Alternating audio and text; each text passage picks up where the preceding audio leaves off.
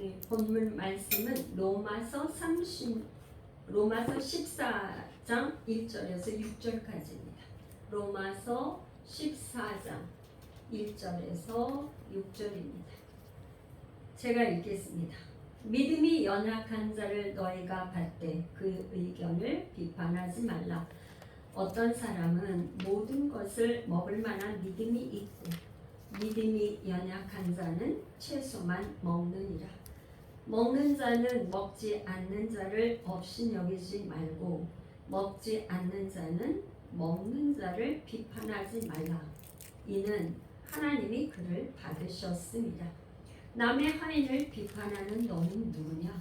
그가 서 있는 것이나 넘어지는 것이 자기 주인에게 있음에 그가 세움을 받으리니 이는 그를 세우시는 권능이 주께 있습니다. 어떤 사람은 이 날을 저 날보다 낮게 여기고 어떤 사람은 모든 날을 같게 여기시나니 각각 자기 마음으로 확정할지니라. 나를 중히 여기는 자도 주를 위하여 중히 여기고 먹는 자도 주를 위하여 먹으니 이는 하나님께 감사하며 먹지 않는 자도 주를 위하여 먹지 아니하며 하나님께 감사하느니라. 아멘. 이 말씀을 가지고 오늘 아디아포라 판단하지 말고 받아주어라 라는 제목으로 은혜 나누기를 원합니다. 먼저 기도드립니다. 하나님 아버지 감사를 드립니다. 7월 첫 주일 우리가 맥주 감사 주일로 하나님 앞에 예배하며 오늘 로마서 말씀을 가지고 우리가 아버지 은혜 나누기를 원합니다. 이 강단에서 선포되는 말씀이 듣는 모든 회중과 아버지 유튜브 영상을 통해서도 듣는 모두에게 아버지 큰 은혜가 있게 하여 주시고 말씀이 깨달아지게 하시고 말씀이 믿어지게 하시고 말씀을 순종하여 하나님의 의를 이루고 하나님의 영광이 나타나게 하여 주시옵소서. 예수님의 이름으로 기도합니다. 아멘. 맥주 감사절 첫 주일은 우리 7월 첫 주일을 맥주 감사 주일을 지키는데요. 조금 설명해 드리겠습니다. 원래 이제 6월 달에 보통 보리 추수를 해서 7월 달에 그 열매를 가지고 하나님 앞에 이제 예배하는데 그 열매는 보통 레위 지파나 그다음에 고와 가부 나그네 그러니까 이 연약한 자들이죠. 이런 사람들과 함께 열매를 나눠 먹는 절기 이게 맥주절이에요. 그러니까 이 맥주절은 이제 이스라엘의 3대 절기에 들어가는데 맥주절, 유월절, 초막절 이 3대 절기는 유대인들이 20세 이상이면 1년에 3번 이 절기 때는 예루살렘 성전에 와서 예배를 드리게 그렇게 돼 있었죠. 그런데 이제 그 맥주절은 77절, 초실절이라고 그래요. 그러니까 말하자면 처음 열매를 거두는 절기. 그러니까 우리나라도 이제 처음 이렇게 보리를 이렇게 논농사가 아직 되기 전에 보리로 추수를 하잖아요. 근데 이제 이스라엘은 더군다나 이제 빵을 주식으로 하니까 그 처음 열매를 드리는 절기. 근데 이제 오늘날은 우리가 그냥 맥주 감사 주일로 지키는 교회도 있고 그러지 않는 교회도 있고 이제 그렇게 합니다. 그래서 참고로 제가 맥주 감사 주일은 첫 주일에 오늘은 어떤 말씀으로 우리가 은혜를 나누기를 원하냐 비판하지 말고 받아주어라. 아디아포라라는 말이 무엇인가? 이거는 루터 교회에서 16세기 한 중반에 루터 교회에서 시작된 말인데요. 그러니까 구원에 관한 본질적인 문제를 다루는 게 아니라 비본질적인 거. 말하자면 반드시 예수 그리스도를 믿음으로 구원받는다. 이거는 본질이잖아, 본질. 여기서는 영원한 진리, 변할 수 없는 진리인데 성경에 딱 명시되지 않은 비본질적인 것들, 그거를 아디아프라라 그렇게 해요. 그래서 14장, 지금 14장과 15장은 아디아프라, 본질적인 문제가 아니고 비본질적인 문제를 다루는 장이다. 이렇게 이해를 하시면 되겠어요. 그러면 왜 이 사람들은 지금 아디아프라, 비본질적인 문제를 가지고 이렇게 문제가 돼서 교회 안에서 분쟁, 논쟁이 일어났을까? 서로 다툼이 일어났을까? 그거를 우리가 알아야 되는데, 요거는 제가 사실 로마서를 처음 할 때 1강 할 때 BRI Basic Required Information, 기본이 되는 필요한 정보, 이거 1강 때 했어요. 1강 때. 그러니까 로마 교회가 어떤 역사적인 배경을 가지고 있나, 그걸 이해해야지만 이 문제를, 성경을 이해할 수가 있습니다. 어떤 식이냐, 로마 교회는 역사적으로 지금 사도행전 2장에 다른 데는 다른 교회는 그렇게 설명이 없는데 사도행전의 2장에 보면은 로마 교회는 특별히 어떻게 뭐라고 그랬냐면 사도행전 2장 10절에 보면은요, 10절 부르기아와 밤빌리아와 애굽과 및 구레네 가까운 리비아 여러 지방에 사는 사람들과 그렇게 하고, 그 다음에 로마로부터 온 나그네 곧 유대인과 유대교에 들어온 사람들, 그러니까 유대인들도 있었고 유대교에 들어온 이방인들도 있었다. 사도행전 2장에 그렇게 얘기를 하고 있어요. 그래서 처음에 유대인들과 유대교에 들어온 이방인들이 있을 때 한번 잘 보세요. 처음에는 유대인들과 유대교에 들어온 이방인들도 있었는데 그때는 누가 강자였냐면 주도권을 유대인들이 가지고 있었어요. 처음에는, 그죠? 주도권을 누가 가지고 있었냐면 유대인들이. 그다음에 이방인들은 아무래도 연한이 짧으니까 잘 모르니까 유대인들한테 배워야 됐어요. 그랬는데 어떤 문제가 생겼냐? 클라우디오 칙령이라는 게 클라우디오 황제, 로마 황제를 말하는 거예요. 성경에 사도행전 18장 2절에 가면 클라우디오 황제로 인해서 그리스도인들이 유태인들이 자꾸 싸우고 그러니까 로마에서 모든 유태인들은 다 나가라, 로마에 나가라, 추방령을 내렸어요. 추방령. 그래서 그때 브리스길라와 아굴라 부부가 어디로 왔냐면 고린도에 왔어요. 고린도.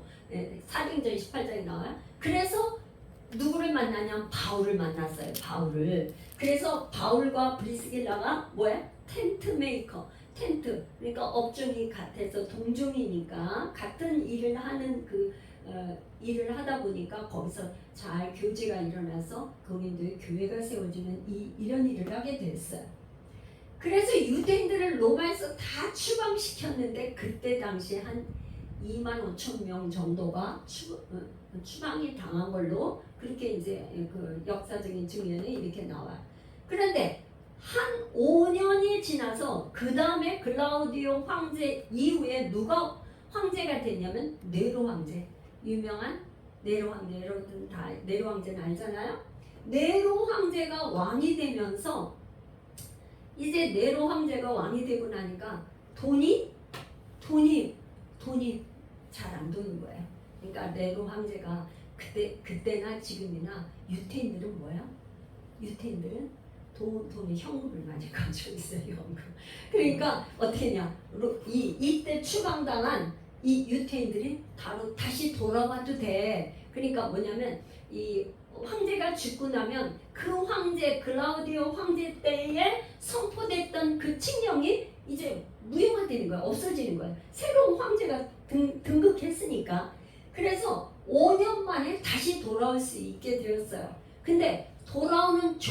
뭐냐? 5년치 세금을 납부해야 돼.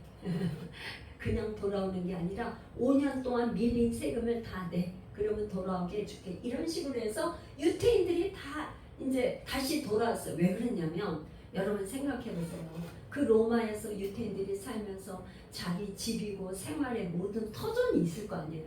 근데 어느 날 추방령이 내리니까 다 갑자기 모든 걸 내려놓고 갑자기 떠나야 됐다 이 말이에요. 이번에 중국도 마찬가지죠. 어느 날 성기사님들이 하루아침에 나가라고 추방령 내려서 그냥 트렁크만 들고 나오는 그런 케이스 마찬가지예요. 로마에 그런 일이 생겼다 이 말이에요. 그래서 돌아와서 보니까 어떤 문제예요. 로마 교회에 그때는 로마 교회가 건물이 있는 그런 교회가 아니고 어떤 적이냐 가정집에서 이렇게 예배드리는 그런 교회죠. 가정교회. 그런데 여기에 돌아와 보니까 이제 5년 동안 유태인들이 다 나간 이후에 누가 주도권이 된 거예요? 이방인들이 주도권을 갖게 되어서 이방인들이 강자가 되었어요. 여기서 성경에서 지금 강한 자와 약한 자, 뭐 이렇게 약자, 뭐 이렇게 계속 나오잖아요. 그렇게 얘기해요. 주도권이 이방인들이 주도권을 가지고 있게 되었다면 왜 유대인 다 나왔으니까 이방인들끼리 예배를 드리고 이렇게 하게 되었다 이런 말이에요. 이런 역사적인 이 역사적인 배경을 우선 이해를 하시고 그 다음에 이제 본문을 봐야 돼요. 그런데 뭐가 문제였냐면 오늘 먹는 문제, 음식과 또 그 다음에 날과 절기를 지키는 문제가 됐어요. 왜 그렇게 됐느냐? 왜 그렇게 됐을까요? 유태인들은 원래 모세 오경에 특별히 레위기에는 부정한 음식, 정한 음식, 먹지 못하는 거, 특별히 돼지고기 이런 거 못 먹게 돼 있잖아요. 그죠? 뭐 네 발 달린 짐승 중에 색인지를 해야 되고 그 다음에 기는 거 이런 거 못 먹게 돼 있단 말이에요. 그런 레위기의 음식법, 레위기 11장하고 신명기 14장에는 정한 음식, 부정한 음식이 딱 구별돼서 유태인들은 그거를 어려서부터 꼭 지켜왔단 말이에요. 근데 이게 지금 어떻게 돼 있어? 예수 그리스도 기독교로 유대교에서 기독교로 오면서 왔지만 특별히 무슨 문제가 생겼냐면 유태인들은 자기네들이 특별히 습관적으로 안 먹는 게 아주 습관이 됐잖아요. 그죠? 돼지고기 같은 거 안 먹는 게 아주 습관이 됐단 말이에요. 그랬는데 갑자기 이방인들 로마에 와보니까 고기를 막 먹는 거예요. 근데 거기에 적응하기가 쉬워요, 안 쉬워요? 쉽지 않죠. 그거 적응하는 거 굉장히 어렵단 말이에요. 먹는 문제.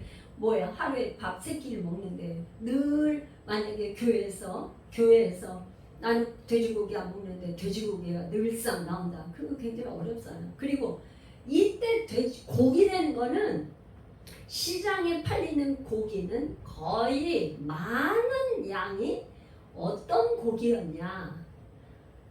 우상 앞에 제사 드렸던 제사된 고기, 제사 드렸던 그 고기가 시장에 팔려 나왔대. 이 문제가 고린도 교회도 나와요.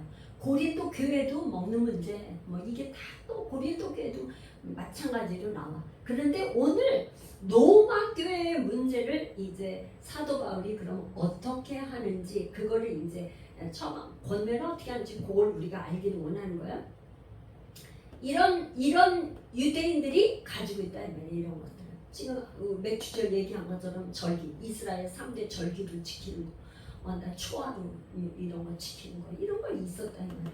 그런데 사도행전 로마서는 뭐죠? 로마서는 뭐야? 서신서, 편지예요, 편지. 공적인 편지야. 로마 교회에 공적으로 보낸 편지인데 이 그러니까 말하자면 사도 바울이 쓴 편지 13편지, 그 다음에 나머지 모든 편지도 뭐가 기초가 돼야 되냐면 사도행전이 기초가 돼요. 사도행전. 여러분 이거 BRI 할 때 제가 얘기했는데 사도행전이 신약의 유일한 역사서란 말이에요. 사도들이 복음을 전하면서 있었던 거를 순서대로 차례대로 적은 게 사도행전이에요. 그러니까 이 사도행전이 굉장히 중요한데 사도행전 10장은 뭐가 중요하냐? 유태인들이 이방인들에게 복음을 전하는 첫 번째 사건이에요. 그게 누구야? 베드로가 어느 날 환상 기도실 제9시 기도 시간에 기도를 막 하는 거예요. 그런데 하늘에서 이 바구니 보자기 같은 게 이렇게 내려오는데 그 안에 보니까 아주 갖가지 네 발 달린 짐승과 막 기는 것과 이런 게 막 잔뜩 있는 거예요. 그런데 음성이 들리는데 뭐라 하냐면 그걸 먹으라는 거야. 그러니까 베드로가 보는 이거 먹을 수 없습니다. 저는 이런 부정한 거를 먹지 못합니다. 그러니까 또 음성이 들리는데 내가 깨끗하게 했는데 네가 왜 부정하다고 하느냐 그러면서 받아 먹으라고 그러는 거야. 잡아 먹으라고. 그래서 이 사도행전 10장에 그 나온 게 뭐냐, 그 부정한 음식, 그게 이방인들에게 복음을 전파하는 첫 번째가 된 거예요. 첫 번째 고넬료. 그런데 밖에서 보니까 자기를 찾으러 온 사람이 있어요. 베드로를 찾는 사람이 있어. 성령이 같이 따라가라. 가보니까 그때 당시에 로마의 백부장, 100명의 장수죠. 백부장인 고넬료의 집에 가게 됐어. 이 고넬료의 집은 그는 의인이고 기도를 많이 하는 사람이고 구제하는 사람이고 그랬던 사람이야. 고넬료 혼자 있는 게 아니라 막 집안 식구들과 아는 친척들이 다 와 있는데 거기서 지금 베드로가 이제 알고 보니까 유대인들은 누구를 상대할 수 없었어요? 유대인들은 누구하고 상종을 못해. 이방인들과 상종할 수 없어. 이방인들하고는. 그죠? 그러니까 부족하니까. 그런데 어떻게 해요? 아니 자기가 오고 싶어서 온 게 아니라 성령께서 가라 그래서 따라왔더니 이방인인데 고넬료는 로마 백부장인데 보니까 뭐예요? 하나님께서는 사람을 외모로 취하는 게 아니라 외모는 뭐 유대인은 뭐야? 할례를 받았고 율법을 준수하고 외모적인 외적인 거야. 외모로 보는 게 아니라 그 마음 중심에 하나님을 경외하고 의를 따르는 사람은 다 받으시는 줄을 깨달았다 그러는 거예요. 베드로가. 그러면서 복음 전파. 사도행전 10장 굉장히 중요한 게 뭐냐, 이렇게 이방인들에게 복음이 전파되었어요. 이 일로 인해서 사도행전 15장에는 예루살렘 공의회가 열렸어. 왜? 베드로가 로마 이방인들에게 가서 복음을 전했다는 소식을 듣고 막 난리가 난 거예요. 어떻게 유대인들의 율법을 어기고 이방인들에게 가서 이렇게 되냐, 그것 때문에. 그래서 사도행전 15장 29절에서 결정사항이, 공회를 열어서 결정사항이 뭐냐? 다시 한번 이제 여러분들 성경을 또 읽어보시면 좋겠어요. 결정사항이 우상제물 첫 번째, 피, 목매어 죽인 거, 음행을 멀리하라. 이게 그리고는 나머지는 너희들이 자유하라. 그리스도 안에서 자유하라 하면서 이게 공의에서 결정된 사항이에요. 요게 뭐냐? 오늘 본문을 이해하고 해석하는데 뭐예요? 기초가 된다. 기초. 이게 비하나예요. 이 기초 되는 걸 가지고 이제 지금 방금 읽은 로마서 14장 1절에서 6절을 우리가 이제 읽으면서 해석하면 되겠어요. 지금 첫 번째 1절에 보니까 믿음이 연약한 자를 너희가 받되 그의 의견을 비판하지 말라. 첫 번째가 뭐냐면 14장 1절에 믿음이 연약한 자를 너희가 받아주되 그의 의견을 비판하지 말라. 그러니까 지금 사도 바울이 권면한 내용이 뭐냐? 이 지금 음식에 대한 거예요. 이 아무것도 없이 이렇게 있으니까 그랬잖아요. 2절에 보니까 어떤 사람은 모든 것을 먹을 만한 믿음이 있고 믿음이 연약한 자는 채소만 먹느니라. 믿음이 연약한 자는 누구를 말하는 거예요? 믿음이 연약한 자는 유대인들. 왜 그래요? 유대인들은 뭘 안 먹었어요? 부정한 음식 이런 걸 안 먹었단 말이에요. 그러니까 부정한 고기 이런 거, 고기 나오니까 나 이 고기 못 먹어. 그러면서 뭐야? 채식만 하니까 채식만 먹는 거야. 그러니까 유대인들이 믿음이 연약한 자들은 지금 그 고기를 안 먹고 채식만 하니까 이 사람들을 비판하지 말고 받아주라 이런 거. 받아주라. 그러니까 여기서 받아주라 하니까 그 원어의 뜻을 잘 이해가 조금 잘 안 돼서 제가 사도행전 28장 2절을 적용했는데 이게 뭐 같은 원어예요. 같은 원어 뭐 영접하더니, 그러니까 사도 바울이 어떻게 됐어요? 그냥 막 풍랑 속에서 막 배가 완전히 파산 직전에 있는데 멜리드 섬에 도착했단 말이에요. 겨우 배가 도착해서 멜리드 섬에 도착했는데 거기 추장과 거기 섬의 사람들이 여기에 배에서 나왔던 사람들을 영접하더라. 그 단어와 같은 말이에요. 같은 원어예요. 원어 뜻이.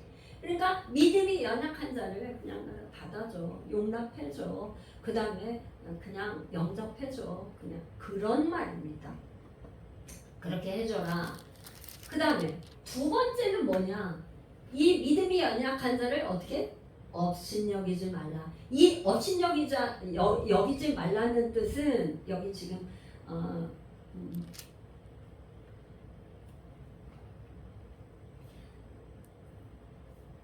14장 10절이 나와요. 내가 어째 내 형제를 비판하니 어째요? 내 형제를 업신여기냐. 그러니까 이 업신여긴다는 건 유태인들이 특히나 어떤 사람들을 멸시했냐면은 업신여기려냐면 세리와 창기들을.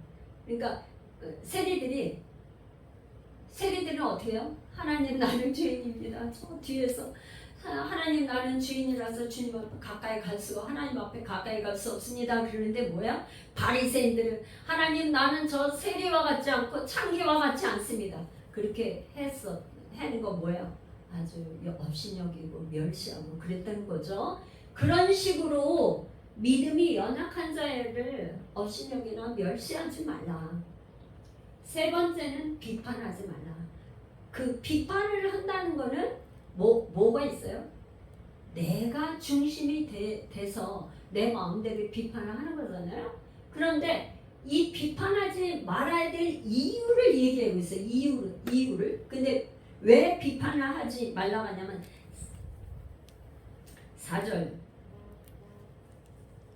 3절부터요. 먹는 자는 먹지 않는 자를 업신여기지 말고 먹지 않는 자는 먹는 자를 비판하지 말라. 이는 하나님이 그를 받으셨습니다. 4절 남의 하인을 비판하는 너는 누구냐? 그가 서 있는 것이나 넘어지는 것이 자기 주인에게 있음에 그가 세움을 받으리니 이는 그를 세우시는 권능이 주께 있습니다. 그러니까 하나님이 받으셨고, 이 받으셨다는 말은 하나님이 구원한 하나님의 백성, 하나님의 자녀다.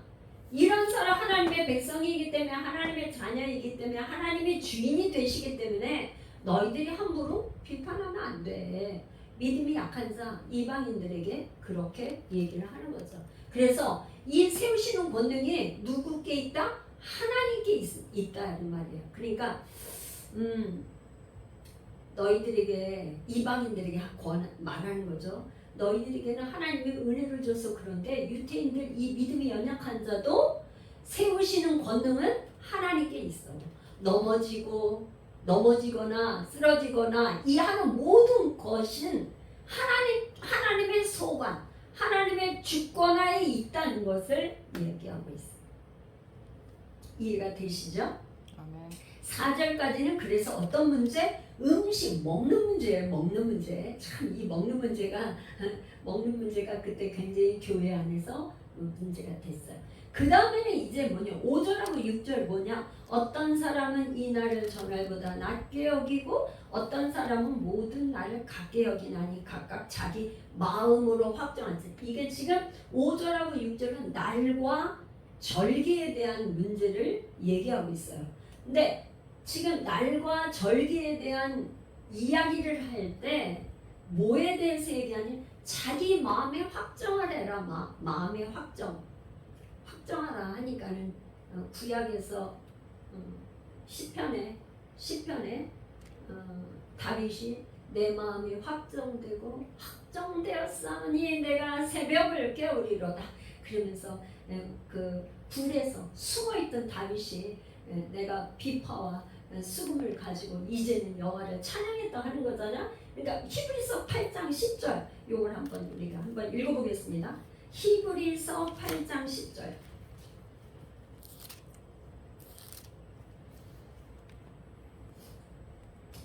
왜 지금 마음에 확정을 하냐면 히브리서 8장 10절 또 주께서 이르시되 그날 후에 내가 이스라엘 집과 맺을 언약은 이것이니 내 법을 그들의 생각에 두고 그들의 마음에 이것을 기록하리라. 나는 그들에게 하나님이 되고 그들은 내게 백성이 되리라. 그러니까 이제 하나님이 이거는 이미 구약의 선지자를 통해서 약속하신 건데 이제 하나님의 성 예수님이 이 땅에 오셔서 우리를 위해 죽으시고 그 다음에 부활 승천하신 이후에 성령님이 우리의 마음에 오시기 때문에 마음의 양심에 따라서 확정을 하라. 마음에 확정하라. 그런 거죠. 날과 음식의 문제는 여기 지금 다시 이제 5절로 또 갑니다.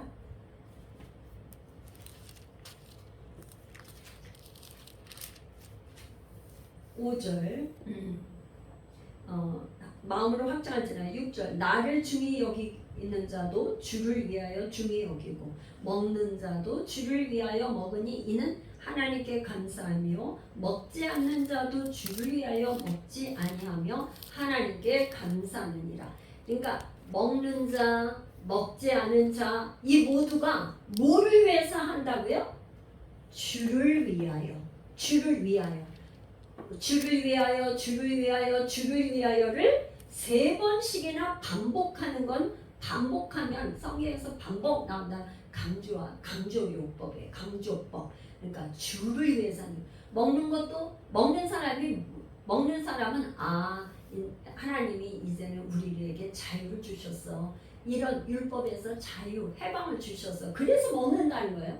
안 먹는 사람은 뭐예요? 하나님께서 이거를 금지하셨어. 그거에 대해서 아직 자유하지 못하니까 그냥 주를 위해서, 자기를 위한 게 아니고 주를 위해서 안 먹는다는 거예요. 먹는 자도 주를 위해서 먹는다는 거예요.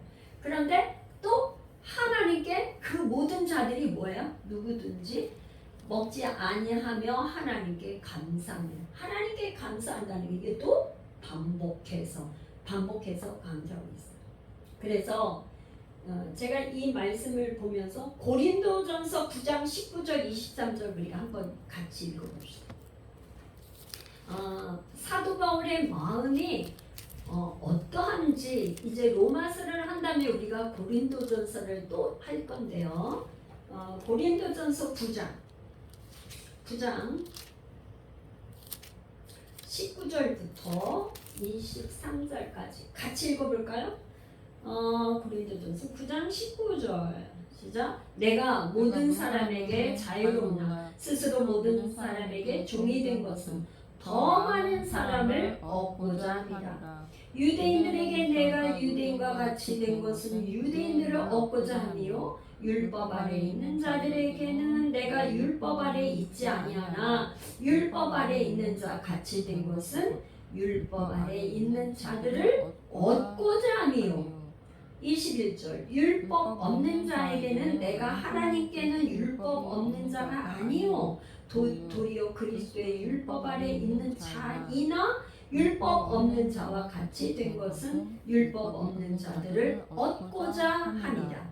약한 자들에게 내가 약한 자와 같이 된 것은 약한 자들을 얻고자 하며 내가 여러 사람에게 여러 모습이 된 것은 아무쪼록 몇 사람이라도 구원하고자 함이라. 이 지금 사도 바울의 마음은 뭐냐면요, 이미 자기가 유태인으로서 바리새인 중에 바리새인이야.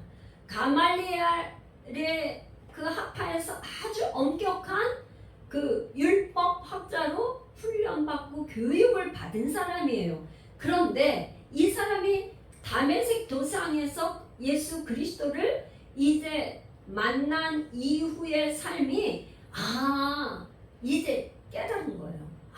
정말 하나님을 직접 만나고 나서 정말 구원은 예수 그리스도로 말미암아서 구원받는다는 걸 알고 나서는 뭐라 그랬냐면 구원받게 하려고 유대인 자기가 원래 이제는 더 이상 유대인의 율법을 안 지켜도 되는데 뭐냐? 율법 아래에 있는 자들에게는 율법이 있는 자와 같이 율법을 또 같이 지켜주는 거예요. 또 뭐야? 자기는 자유로운 사람인데 종 같은 사람들에게 종된 사람들에게 자기가 또 그런 모습으로 하는 건 더 많은 사람 없게 했어. 이 사람이 결국에 뭐예요? 유대인들에게는 유대인같이 이방인들에게는 이방인같이 아주 그렇게 하는 거는 여기 22절에 아무쪼록 몇 사람이라도 구원을 하고자 구원하려 이 사도 바울의 마음이 정말 잘 표현된 것이 이 고린도전서 9장의 이 말씀입니다. 그러니까 이 사람은 아주 유연한 거야. 넓은 거야. 마음이 굉장히 포용력이 넓어서 구원의 아주 진리에 대해서는 바꿀 수 영원한 진리에 대해서는 바꿀 수 없지만 나머지 뭐야? 아디아포라 이 비진리 이거 말하자면 비진리 크게 문제되는 쓸데없는 이런 거 비진리 진리가 아닌 거에 대해서는 유연성을 가지고 포용력 있게 다 받아준다 이 말이에요. 할렐루야. 제가 이번 본문을 이렇게 말씀을 연구하고 이렇게 강의를 하려고 준비하면서 저도 많은 걸 좀 깨달았어요. 너무 이렇게 복음이 아닌 거에 대해서는 사도 바울의 마음이 이런 거였구나. 얼마나 이 사도 바울이 이 지금 구원에 대해서 정말 예수님의 재림하기 전에 이 사도 바울은 곧 예수님이 재림하신다는 것을 굉장히 믿었던 사람인 것 같아요. 그래서 예수님이 곧 재림하실 텐데 그 전에 한 사람이라도 더 복음을 믿고 구원받아야 된다고 하는 그 열망이 너무나 강했던 사람이에요. 그래서 지금 14장에 이렇게 문제되는 거 이거 아무것도 아니야. 음식 문제 날 절개 지키는 거 아무것도 아니야. 그런 얘기죠. 그래서 오늘날 우리가 내 삶에는 무엇이 문제가 걸림돌이 되었었나 그걸 한번 각자 생각하면서 이 말씀에 적용하면 좋겠다는 생각이 듭니다. 14장 15장 계속 아디아포라 이게 우리가 계속 이 문제 아디아포라 우리는 사실은 진리보다는 아주 교회에서 상처받는 거는 뭐냐 사소한 문제